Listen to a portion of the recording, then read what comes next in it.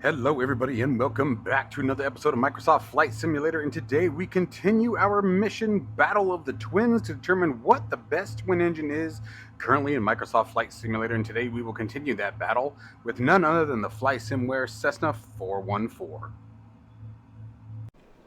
If you are interested in any of my tutorial guides for Microsoft Flight Simulator, or simply interested in supporting the channel, consider joining me on Patreon. Patreon subscribers level tier 2 and above have access to all of my guides as well as any future guides that come down the road. Patreon link can be found in the description below.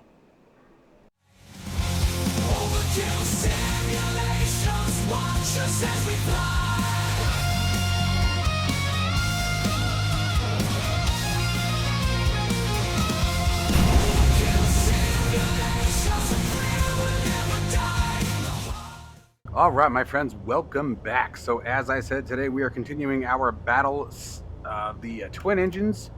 We've already got the Cessna 414 fired up here. So we're going to get things up and running. That should release our parking brake. There we go. We are in kind of a interesting spot. We're over here at Key West. I'm going to be real careful how I taxi this thing.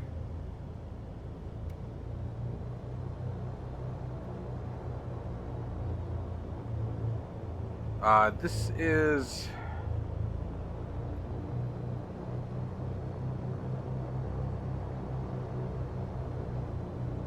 Come on. That's it. That's it. Nope. Come on. Stupid terrain melting. I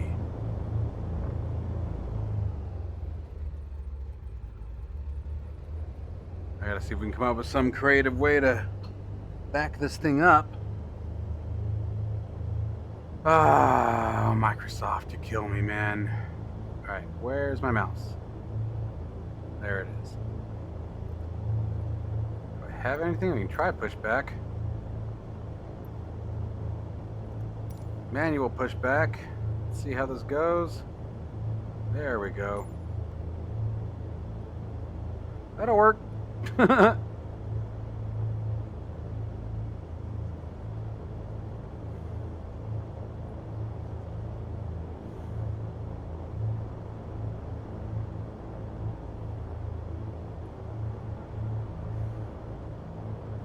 old toolbar pushback for the win.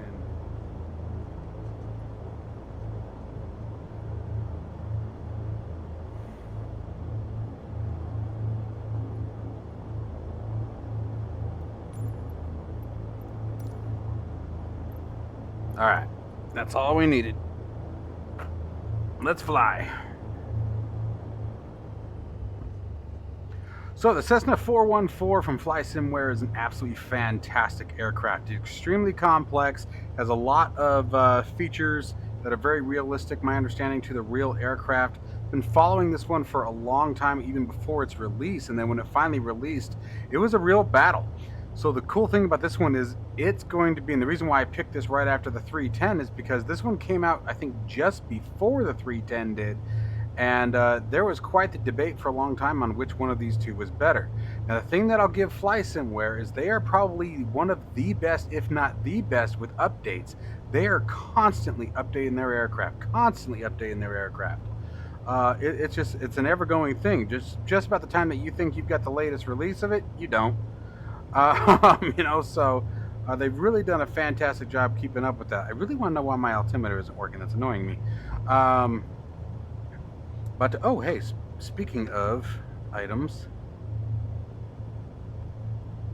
what's going on? Whoa, what is going on with that?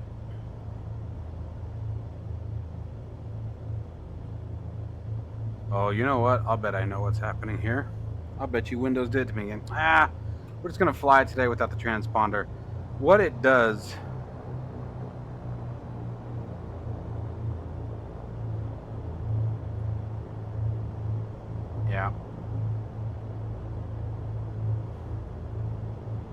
Yeah, none of the buttons are registering as actually pressing.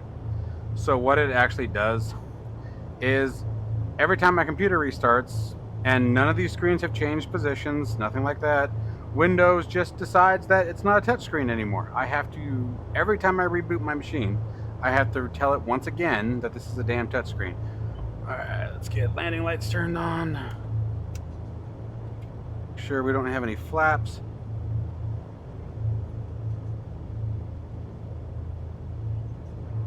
Strobe light.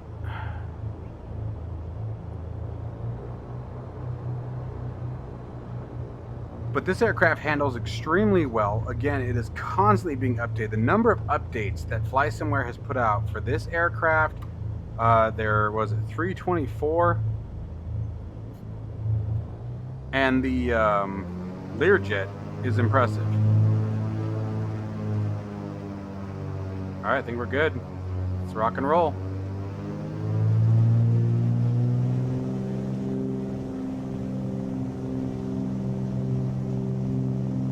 Airspeed alive. 50 knots. There's 60. 70. There's 80. Gentle rotation. Come on, baby. And we're airborne. That took a bit more than I was expecting.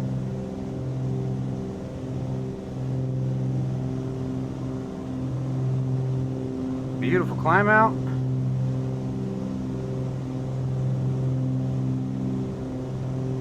Alright, let's pull some RPMs back. 25. Let's get that manifold pressure back down to about 30.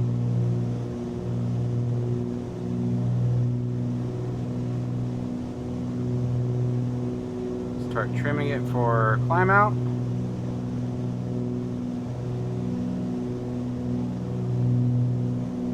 Very fast, very powerful aircraft. You guys can see how the aircraft's responding to the air around us, turbulence, winds, etc. It's not, you're not flying on rails in this aircraft. You're definitely busy. You're moving.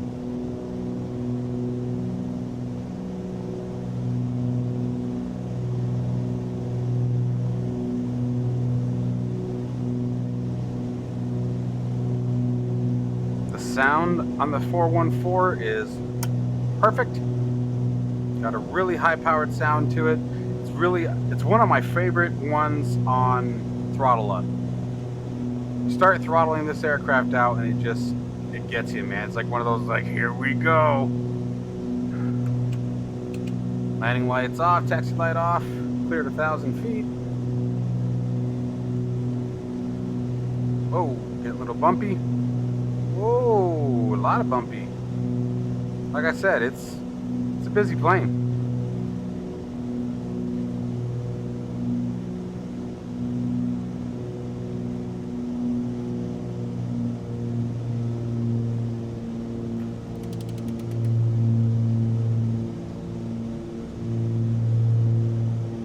You can hear that clicking sound. Got a lot of similar features to what you would find in the Cessna 310. A lot of those similar sounds, but this is a much more, in my opinion, powerful and a much more well-developed aircraft for a flight simulator. All right, we're climbing at 1,000 feet per minute. Let's go ahead and dip that nose down a bit.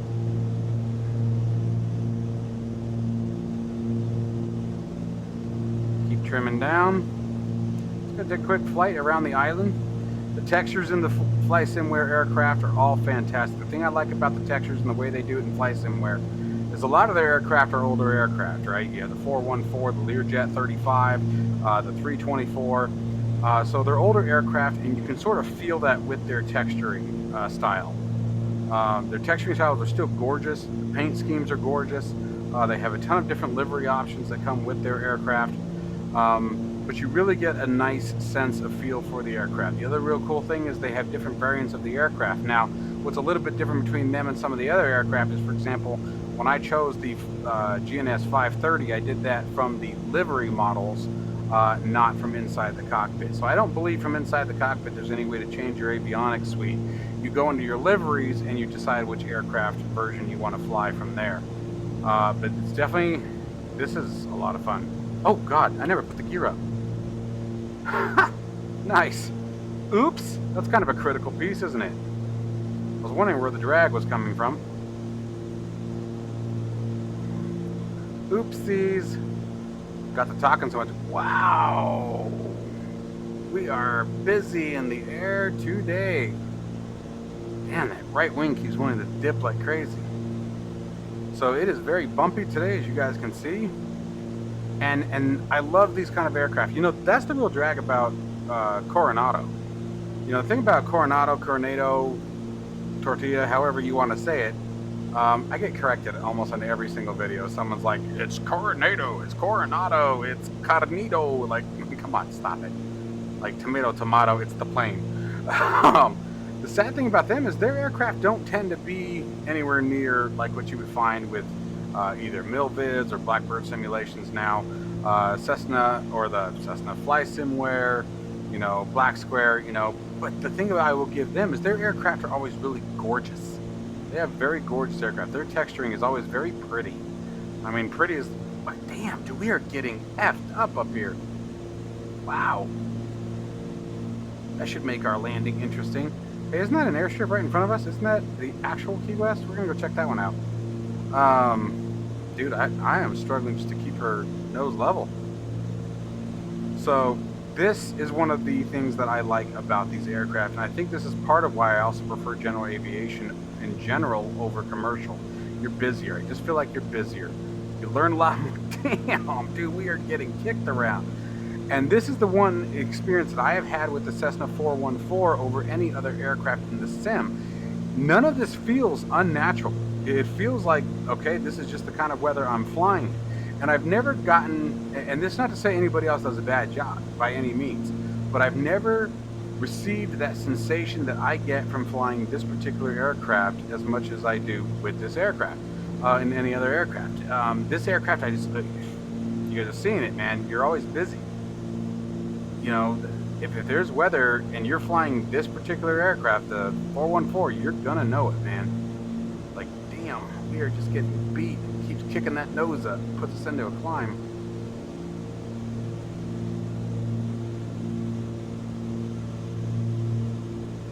You're having to trim that nose down. It's a fast aircraft. We're being relatively conservative right now. I could actually bring it back a little bit more, honestly. Not trying to go too fast here.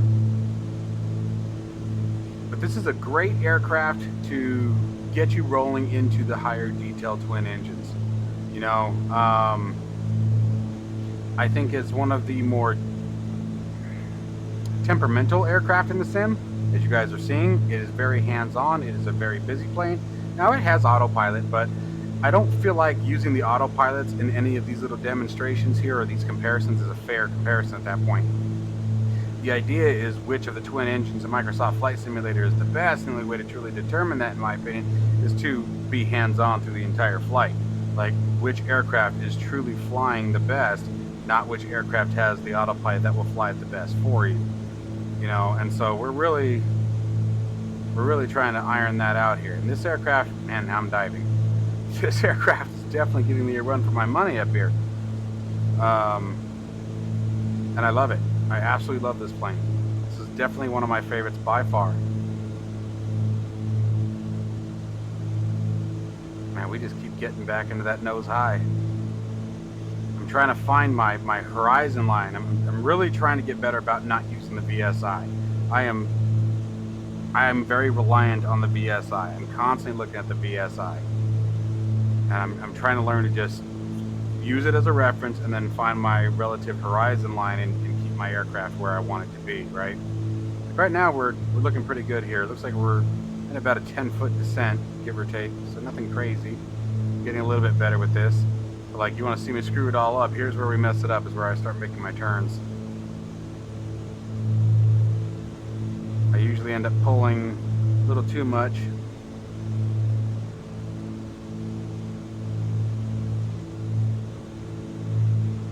But it handles very, very well. You're very aware in this aircraft. The sounds, again, are very immersive. The texturing is very well done, although I need to adjust this screen. I don't like how it's lifting like that. Getting the triples set up in Microsoft Flight Simulator is such a pain in the ass. I really wish, it goes back to the GUI like we were talking about, it doesn't matter what version we're in, why they would have you adjust the screens, the pitch, the rotation, the positioning, etc. Why they would have you do that with the big menu in front of your face is beyond me. Like, why wouldn't they think, hey, they're probably going to want all of this nonsense out of the way so they can see the cockpit and the surrounding environment to determine if things are lined up or not. Nope. What sense would that make? Come on, now that's just silly. Anyway, back to the plane. You guys, I mean, I hope you guys are watching and enjoying this. It's a very, you're busy in this aircraft, and I can't stress that enough. This aircraft, I think, is the most reactive to the environment of pretty much any of the planes I've flown. This is definitely the one that really gets me going. It really gets the focus, where are we at, what are we doing, what's my plane doing right now. This one definitely keeps me going. The other one is definitely the next one too. The Black Square Duke will be our next one, the Piston Duke. And that thing, woo baby, that's a good aircraft. But I think with the Cessna 414 and the Duke, they're pretty close, man. They're pretty close in detail and difficulty of flight, and just the overall challenge of flying them and learning to fly them well. Like, I've flown the Cessna 414 quite a lot, and it is still, man, it just getting me rolling, man, keeping me busy, that's for sure.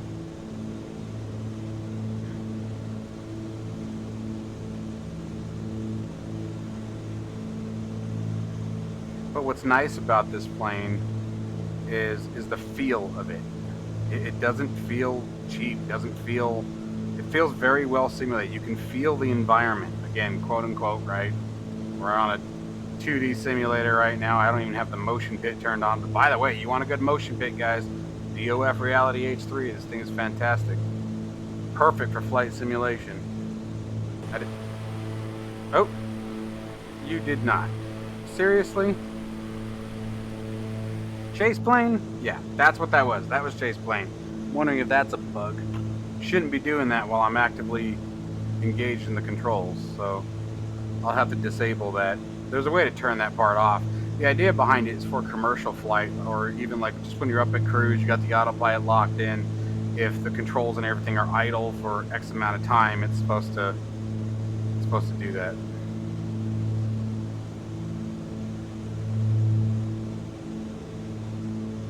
Easy, baby. Easy, baby.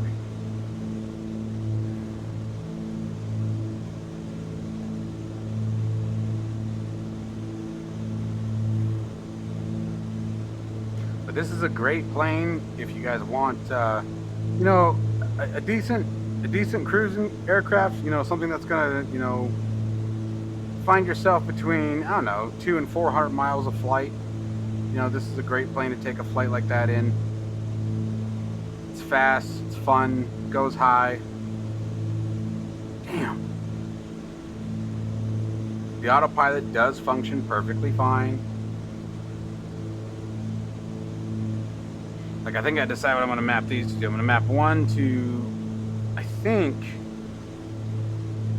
actually I could probably do two. I'm going to do push it, or I'm going to make a heading mode, and I think vertical speed, and then push and rotate, I think it's going to be my altimeter target, and then again, push, I think I'm going to have it be my barometric pressure, but I haven't decided yet. I haven't decided how I'm going to take advantage of those yet, but yeah. So that'll be nice, and then again, the autopilot will work just fine. Yeah, it still does, but... Alright, so let's pull some power off.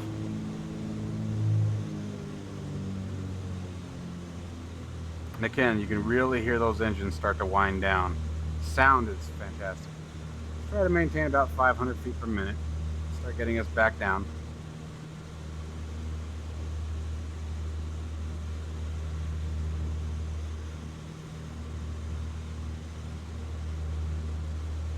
This time we'll land at Key West. I had a scenery pack for Key West, and apparently I never reinstalled it. So I need to adjust that, because, yeah, I hate the melting textures and whatnot. Man, it's annoying. Real immersion breaker. And that is one of the nice parts to 2024. There's far less of that. I'll give them that. That's the thing, like, the scenery in 2024 is fantastic. Like, you can't deny that. I like the scenery in 2020, especially with, you have to get modded areas for depending on where you're wanting to go. And if you're wanting to go out in the middle of nowhere, you know, you're probably not going to find much that's very appealing on the eyes. But all in all, I mean, I think that's still the same pretty much 2024 too. Actually, never mind. We'll land her where we took off from. Seems like the right thing to do.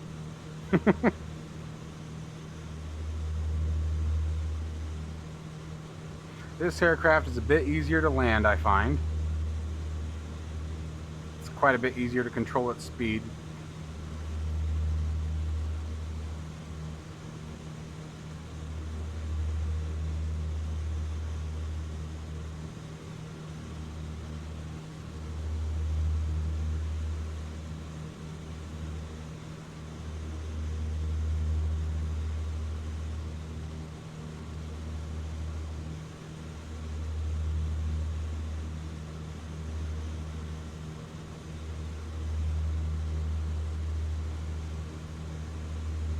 Go ahead, turn those landing lights back on.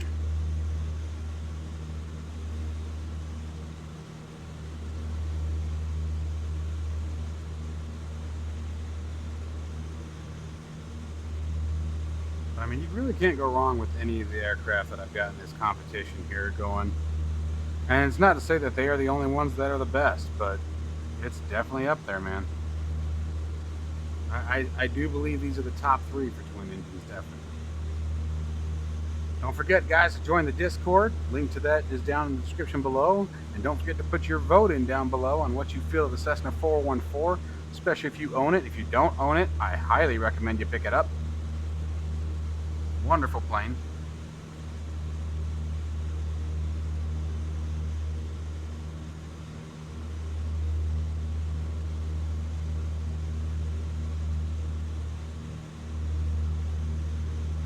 Looking good so far.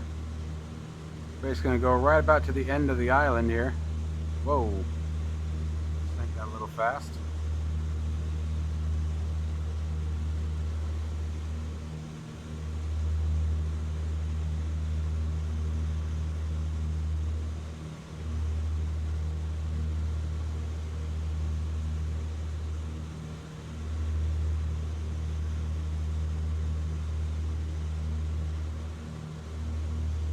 Certainly a beautiful day for flight.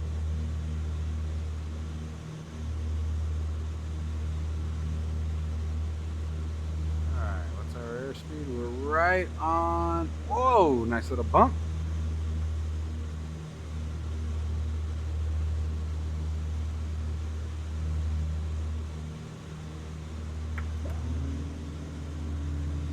Flaps 1 rolling in.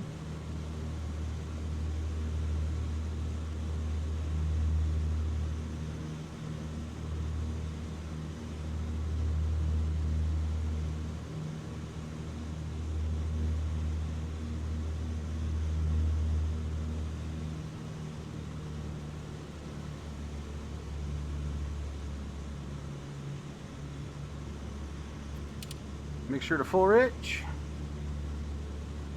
Watch that descent rate.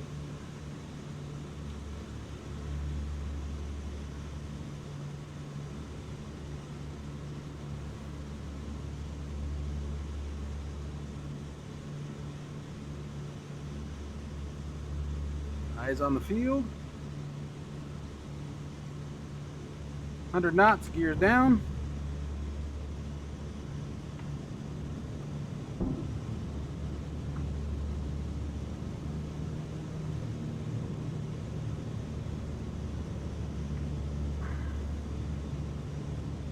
Just completing our base.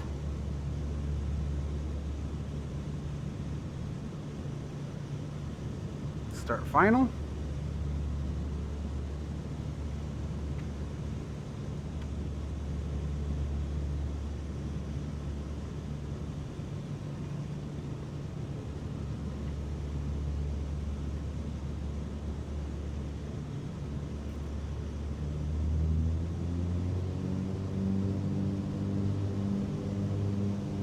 A little wide on the final, that's all right.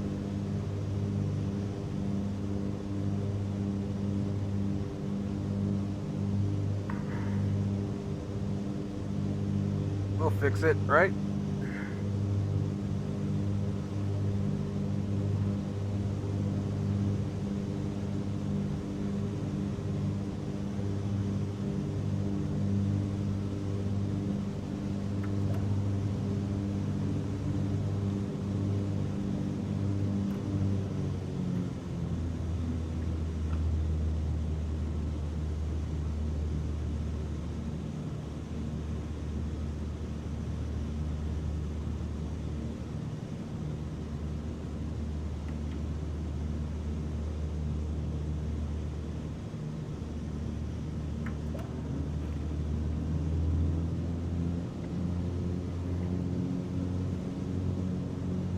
Always get nasty wind shears through here. Horrible gusts. A lot of turbulence. Landings into Key West are always interesting.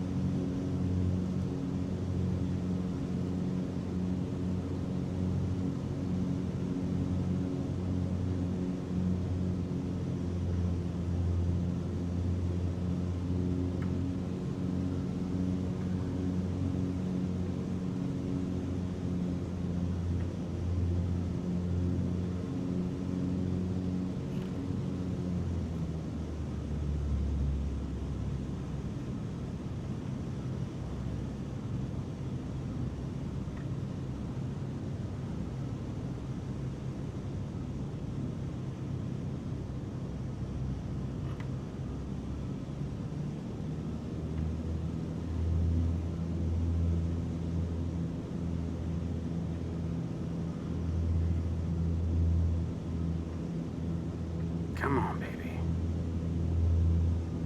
Whew, man, it is fighting me.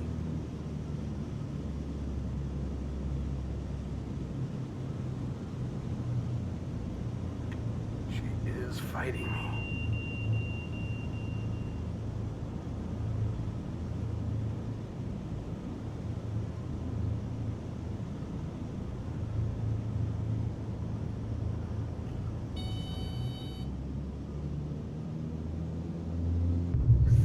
Oof. Easy.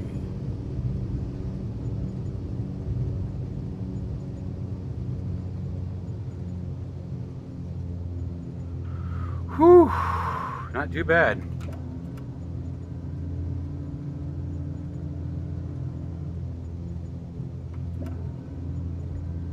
Those flaps up.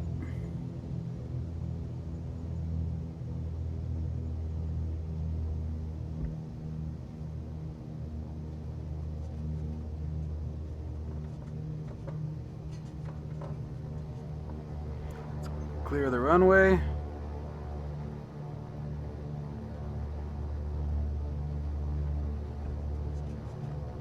Taxi light on, landing lights off, strobe lights off. Oh.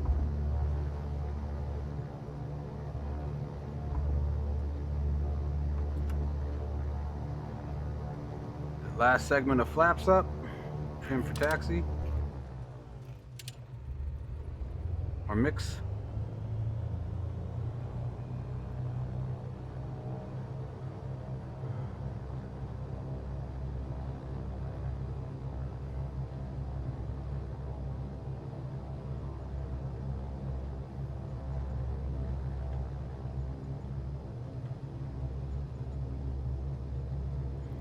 Taxi's fast, man. It's one thing I've always known with this aircraft. It taxis fast. Alright, we'll park it back over here by our mud pool.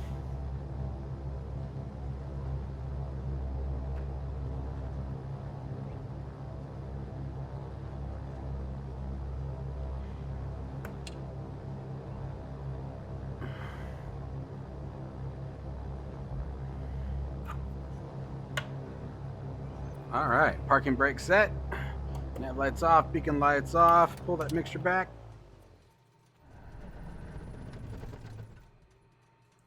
All right, my friends, and that is the Cessna 414 from FlySimware. This thing is a wonderful aircraft, extremely well modeled. Again, both a pro and a con is that it is updated very consistently and very rapidly. I would say at least once a month, usually I see an update for this aircraft. And the only reason why I say it's a con is because that means you have to download it again. I don't even know if it's available on the marketplace. I don't purchase anything that I can avoid. If I can avoid it, I don't purchase from the marketplace. So that's just me. But a wonderful aircraft. Highly recommend this one, you guys. Let me know what you guys think of the Cessna 414. Don't forget to watch the 310 video from our previous flight and compare the two. And stay tuned for our final competition. Actually, we might do a bonus round. I think we might add a bonus round in next. And if there's any twin engine aircraft that you guys think fall under this category, same class. That's the kicker. It's got to be same class. That you want me to do or add to our comparison of the best of the twin engines, let me know down below. Don't forget to hit that like and subscribe. Stay safe and healthy above all else. I'll see you in the next one.